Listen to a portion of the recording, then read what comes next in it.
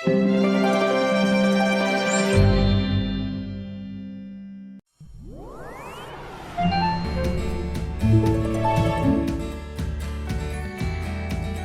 assalamualaikum warahmatullahi wabarakatuh. Perkenalkan, saya Heni Anggraini, calon guru penggerak angkatan 6, dan kali ini saya akan menjalankan pemenuhan tugas pada modul 31 terkait dengan pengambilan keputusan yang berkaitan pada nilai-nilai kebajikan sebagai pemimpin. Dan ini adalah merupakan demonstrasi konseptual. Saya akan mewawancarai 2 kepala sekolah di lingkungan kerja di wilayah Kecamatan Cigalontang. Selamat menyaksikan.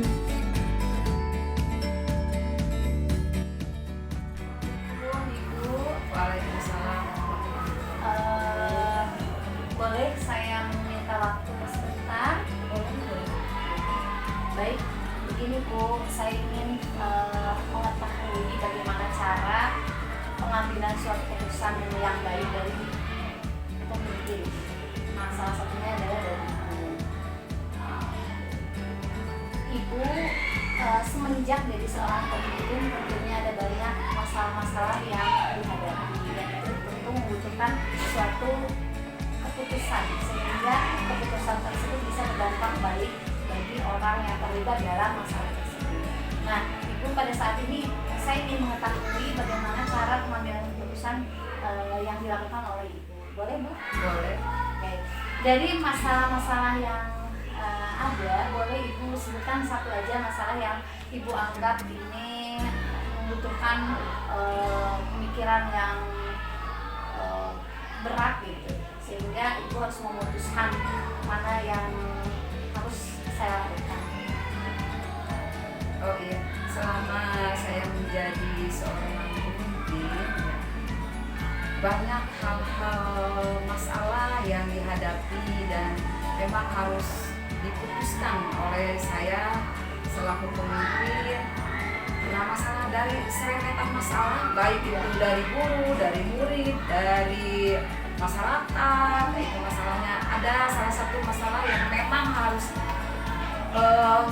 di keputusannya harus benar-benar dengan hati nurani supaya tidak merugikan, yaitu ketika masalahnya itu ketika ada seorang guru honorer yang selalu membawa dagangan ke kelasnya, ya bukan ke sekolah, ke kelas. Jadi yaitu jualannya di kelas gitu. Jadi anak-anak sesuka hati jajan di kelas. Nah, itulah masalah yang paling saya harus dipikirkan supaya dalam mengambil keputusan masalah itu tidak merugikan untuk siapapun. Oke, baik Ibu. Bagaimana Ibu dapat mengidentifikasi kasus-kasus yang merupakan dilema etika atau bujukan moral? Dilema etika itu mungkin dilema yang sehari-hari kita dilalui gitu ya. Masalah itu bersama-sama. mungkin Ibu merasa dilema, Bu, ya. Apakah karena di satu sisi ini benar, di sisi lain ini benar? Tentu ya, itu merupakan masalah itu adalah dilema sekali. Iya. Karena melihat dia seorang guru honorer yang notabene guru honorer itu memang membutuhkan sekali ya untuk biaya hidupnya, materi gitu ya. Sedangkan sebagai penghasilan gitu ya. Sedangkan sebagai guru honorer ya seperti itu, penghasilannya tidak sesuai dengan mungkin kebutuhannya, tapi di sisi lain dia itu ingin sekali, karena guru itu meskipun guru honorer sambil membawa dagangan dia itu aktif dalam segala hal gitu. Nah, dari dia itu ingin sekali gitu, meskipun dengan membawa dagangan dia ingin sekali menjadi dia itu seorang pendidik gitu. Nah, itulah yang menjadi dilema saya gitu. Iya, betul. Nah, bagaimana cara Ibu menjalankan keputusan di sekolah Ibu, terutama untuk menghadapi kasus-kasus yang dimana kasus tersebut memiliki dua kepentingan yang sama-sama benar atau sama-sama mengandung nilai kebajikan? Nah, saya pertama melihat keadaan pribadi guru itu, keadaan lingkungan keluarganya, terus saya melihat lagi keadaan masyarakatnya, keadaan situasi guru yang ada di sekolah. Nah itu pertamanya saya untuk mengambil keputusannya. Nah saya selalu berkolaborasi dengan guru-guru, dengan komite apa yang harus saya lakukan biar semuanya keadaannya kondusif dan tidak merugikan terhadap masyarakat, terus khususnya orang tua murid dan murid juga serta dirinya guru tersebut, karena itu adalah benar-benar menjadi suatu dilema ya untuk sekolah gitu, karena sekolah membutuhkan guru gitu ya. Jadi memang itu merupakan hal dilema ya Bu ya. Saya pun mungkin akan seperti itu, merasakan adanya dilema bahwa ini adalah benar harus dilakukan dan ini pun benar. Oke, baik Ibu, langkah-langkah atau prosedur seperti apa yang bisa Ibu lakukan selama ini? Yang dalam mengambil keputusan. Ya, dalam mengambil keputusan, langkah apa saja yang Ibu tempuh gitu? Langkah-langkahnya pertama melihat ya, siapa yang terlibat langsung ya dari dampak dari hal masalah tersebut yang berdampak langsung itu kepada siapa. Pertama itu berarti ke siswa ya. Berarti kalau seperti itu kondusif di kelas memang ya. Nah, dampaknya terus ke masyarakat, terus ke guru ya, terus ke lingkungannya, mungkin lingkungan di kelas tidak tertib atau kebersihannya kurang. Nah saya diambil keputusannya itu dengan yaitu tetap berdagang ya, tetap dengan aturan-aturan yang dibuat baik oleh guru, oleh semuanya. Salah satunya yaitu tidak lagi berdagang, kata berdagang tidak lagi berdagang di kelas, tapi ditempatkan di suatu tempat yang memang oleh saya sudah didesain di sekolahnya dengan waktu-waktu tertentu. Dia harus melayani pendidiknya, anak-anaknya. Jadi keuntungannya dia itu bisa melayani semua personil atau anak didik, peserta didik yang ada di kelas, yang tadinya hanya sekelas saja jualan di kelas. Nah setelah saya tempatkan di suatu tempat, dia itu bisa berdagang ke seluruh SD gitu, dengan aturannya di jam istirahat atau di jam pulang dia bisa berdagang. Sementara jadi langkah-langkah yang Ibu tempuh tadi salah satunya adalah melihat siapa yang terlibat dalam permasalahan tersebut sehingga nanti dicari alternatif solusi dari permasalahan tersebut. Kemudian tadi ada kolaborasi ya Bu ya, antara Ibu dengan yang lain sehingga keputusan yang Ibu ambil itu tidak sepihak, artinya berdasarkan kesepakatan dari semua orang. Baik Ibu, apa saja hal-hal yang selama ini merupakan tantangan dalam menghadapi atau dalam mengambil sebuah keputusan pada kasus-kasus dilema etika yang terjadi pada Ibu? Jelas tantangannya sangat besar sekali, berkaitan dengan hati nurani ya. Tantangan yang dihadapinya mula-mula, nah guru itu tidak menerima keputusan saya yang biasa sudah enak berjualan di kelas. Dengan waktu itu kan di kelas mungkin ditutup, kelas tidak tahu bahwa anak itu jajannya kapan atau gimana. Nah tantangannya ketika mengkondisikan dia harus di suatu tempat dengan waktu yang tertentu gitu. Itulah tantangannya. Jadi benar-benar saya harus memujuk dia, meyakinkan dia bahwa kalau dia itu berjualan di sini tentu semua juga akan berjalan dengan lancar. Siswa akan tetap jajan gitu ya, jajan. Dia itu awalnya tidak mau gitu, tetap saja. Tetapi setelah saya memberikan semuanya sport atau memberikan contoh pemahaman dari guru, dari saya, dari orang tua murid, bahwa tetap istilahnya dia itu jual itu akan tetap mendapatkan hasil, itu merupakan tantangan yang untuk mengambil keputusan ini. Oke, betul. Apakah dalam pengambilan keputusan tersebut ada jadwal, ada rentang waktu atau Ibu putuskan keputusan pada saat itu di tempat? Ada jadwal, Iya. ada rentang waktu ya. Misalnya seperti ini, pertama mungkin minggu ini Iya. kita observasi dulu ke kelas apa yang dijualnya. Kalau ditempatkan di sini bagaimana. Waktu yang minggu berikutnya kan 1 minggu tidak mungkin bisa.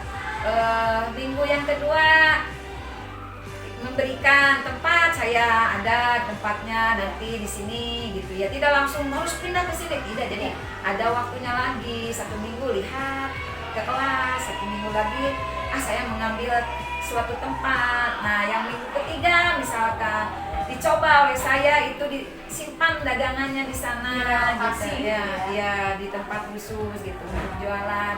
Nah minggu dengan istilahnya saya juga memberikan contoh menatanya gitu ya, dagangannya supaya tertarik gitu anak-anak ataupun guru-guru dengan jenis-jenis makanannya. Nah meskipun dia itu awalnya cemberut ya karena, tapi setelah keempat minggunya dia itu sudah bisa melayaninya. Itu tentang waktu dan sekaligus hari itu bisa. Jadi membutuhkan proses waktu dalam pengambilan sebuah keputusan. Iya, tentu saja.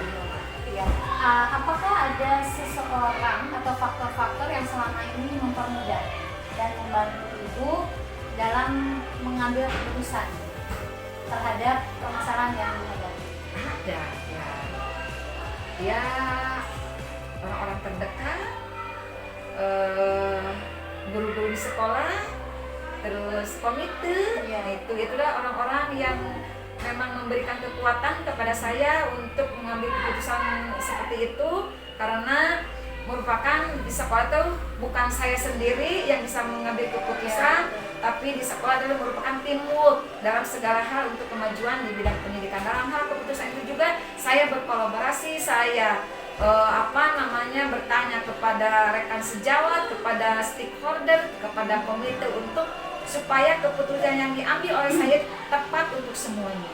Oke, baik Ibu, dari semua yang telah disampaikan, pembelajaran apa yang dapat Ibu petik dari pengalaman yang sudah Ibu temukan?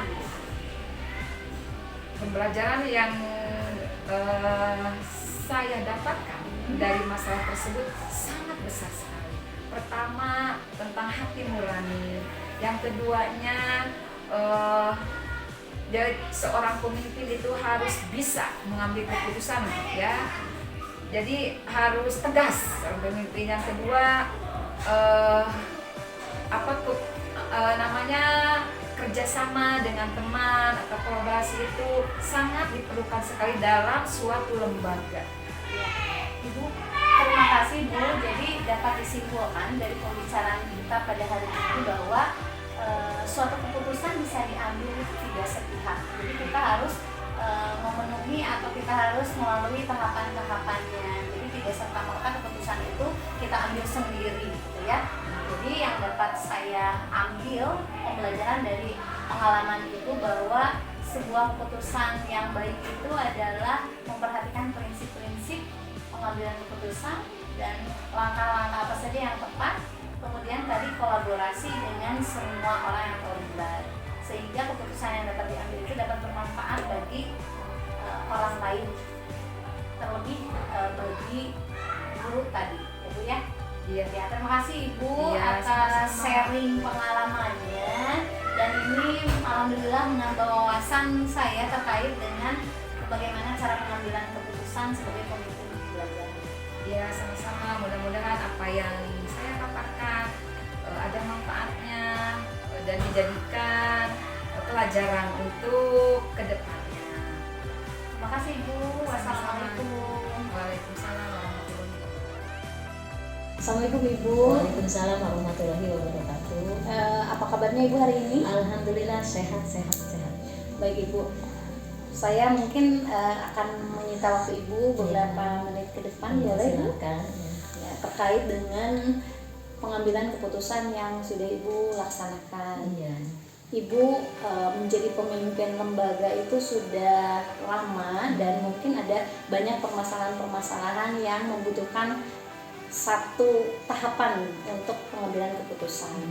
Nah, boleh Ibu sharing terkait pengalaman Ibu dalam pengambilan keputusan, satu contoh saja misalnya. Ya, Ibu sebagai kepala sekolah di SD Sinaraja, kekurangan atau masalah di SD itu pasti banyak. Iya. Tapi salah satunya kekurangan di sekolah Ibu adalah kekurangannya guru kelas. Betul. Jadi di SD Sinaraja ada 3 guru umum, 2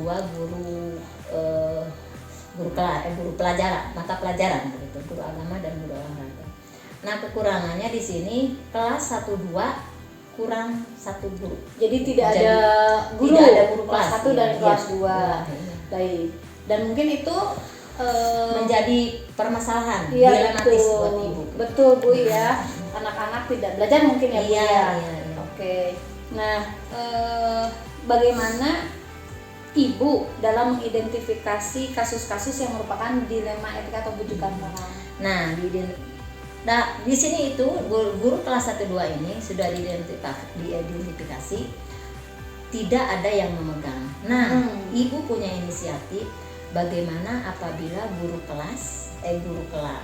mata pelajaran dijadikan guru kelas karena tidak ada guru yang lain, begitu. Oh iya. Jadi satu sisi mungkin Ibu harus ada yang Iya, menghandle. harus ada di sisi yang lain menghandle, mungkin Ibu mempertimbangkan bahwa oh ini guru umum, bidang ya. harus memegang guru Guru, kelas. iya, Jadi iya. itu merupakan dilema bagi Iya, Ibu Kalau ya. kalau Iya. tidak diputuskan itu bagaimana akibat pendidikan di sekolah itu. Iya, nantinya Kalau akan tidak berdampak tidak Iya, baik ya Bu iya. jika Ibu tidak mengambil keputusan secara Iya, tepat. iya. Selama ini bagaimana Ibu menjalankan pengambilan keputusan di sekolah Ibu tersebut, terutama untuk kasus-kasus yang memang ada 2 kepentingan yang sama-sama benar Iya. atau sama-sama mengandung nilai kebajikan. Iya. Ibu dengan pengawas. Iya. Bagaimana caranya apabila tidak ada guru? Ya. Kemudian mengganti. Ya, mengganti. Kemudian Ibu tanya lagi kepada guru-guru yang lain, apa bisa Ibu guru yang lainnya menghandle 1 kelas lagi begitu atau 2 kelas lagi? Tidak bisa. Itu kata Ibu pengawas silakan saja, tapi itu hasil keputusan bersama begitu. Jadi Ibu membuat kesepakatan ya, untuk kelas yang utama itu untuk kelas 1-2 dipegang oleh guru PA. Iya. Begitu. Oh, iya, iya. Jadi dilema Ibu itu terletak pada bagaimana cara kelas yang kosong, Iya. kemudian bagaimana si guru PAI tersebut memegang guru umum gitu ya, Iya, atau iya. posisinya sebagai Iya. guru umum. Iya. Dan tadi Ibu sudah katakan bahwa Ibu mengambil keputusan itu dengan cara komunikasi terlebih Iya. dahulu, Iya, iya, iya. kemudian koordinasi dengan pengawas, ya. kemudian dan Bahwa guru, kekurangan guru, ya. kemudian ada anak tidak terkondisikan di kelas Iya. apabila tidak mengambil keputusan itu. Ya, dan terakhir mungkin menanyakan kesanggupan Kesanggupan dari guru tersebut, guru PAI tersebut, apakah dia mau merangkap sebagai guru kelas begitu. Ya.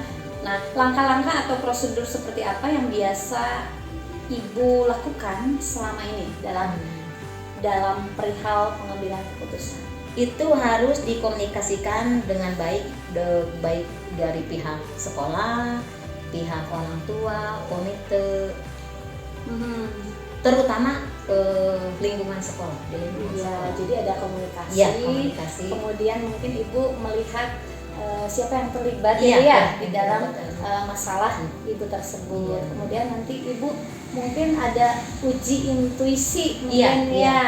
iya. Uji kelayakan apakah iya. itu guru PAI itu bisa menjadi guru kelas begitu. Iya, iya betul Bu. Nah, hal apa saja yang selama ini Ibu anggap efektif dalam pengambilan keputusan pada kasus-kasus dilema etika? Yang Ibu ambil menjadi keputusan itu hasil musyawarah Iya. bersama gitu. Harus menjadi kesepakatan bersama.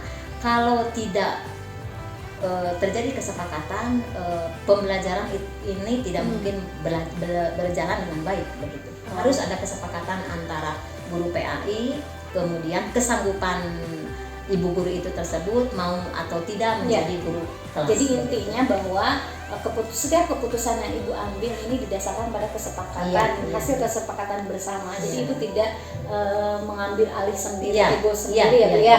Oke, baik.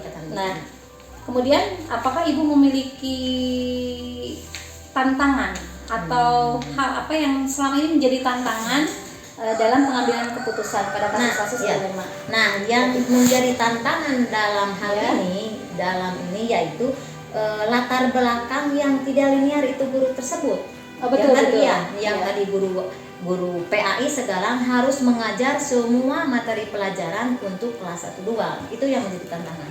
Kemudian keadaan guru tersebut itu kan, tapi ada pedagogi metodiknya untuk mengajar, tetapi ada basicnya, tapi itu tidak mencakup semua mata pelajaran yang diampu begitu, hanya satu PAI, tapi semua pendidik itu harus bisa, semua materi pelajaran harus dikuasai. Jadi yang merupakan tantangan dalam permasalahan ibu yang tadi dikemukakan adalah keterkaitan dengan latar belakang pendidikan.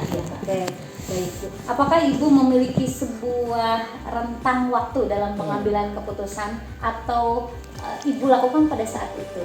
Iya, langsung dijadwalkan itu. Ada jadwalnya. Ada. Jadi ibu jadwalkan, gitu ya Bu ya?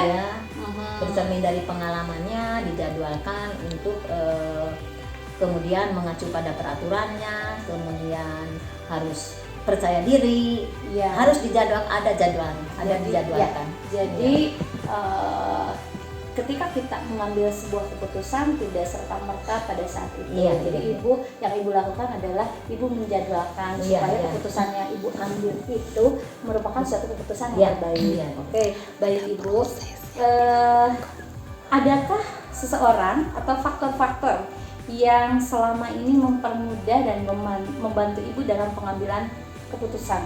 Pasti ada. Itu yaitu pimpinan saya pribadi, yaitu pengawas, kemudian rekan kerja, komite juga bisa. Jadi intinya memang segala hal itu tidak diputuskan sendiri, tapi harus dengan ada orang-orang yang memang bisa membantu terciptanya satu kebijakan yang ibu lakukan. Baik Ibu, dari semua hal yang telah ibu sampaikan, kira-kira apa manfaat atau pelajaran apa yang ibu dapat dari permasalahan atau dari setiap permasalahan yang ibu hadapi? Dari permasalahan yang ibu hadapi, dari kasus-kasus yang terjadi selama menjadi pemimpin itu, dalam kita harus menghadapi keputusan yang tidak boleh gegabah, harus teliti, kemudian sikap kita harus bijaksana, terus menghargai pendapat orang lain, untuk bersikap adil gitu kepada guru-guru. Berarti sikap adil artinya tidak ada pihak yang merasa dirugikan. Jadi hikmah yang bisa diambil oleh ibu selama pengambilan keputusan itu tadi kita sebagai pemimpin harus bisa berlaku adil, kemudian harus bisa menyelesaikan permasalahan yang harus bisa cepat tanggap terhadap permasalahan yang ada. Yang utama adalah pengendalian emosi, pengendalian emosi itu adalah hal-hal yang sangat penting untuk dilakukan sebagai seorang pemimpin. Baik Ibu, terima kasih banyak atas sharing pengalaman Ibu terkait dengan bagaimana cara pengambilan keputusan.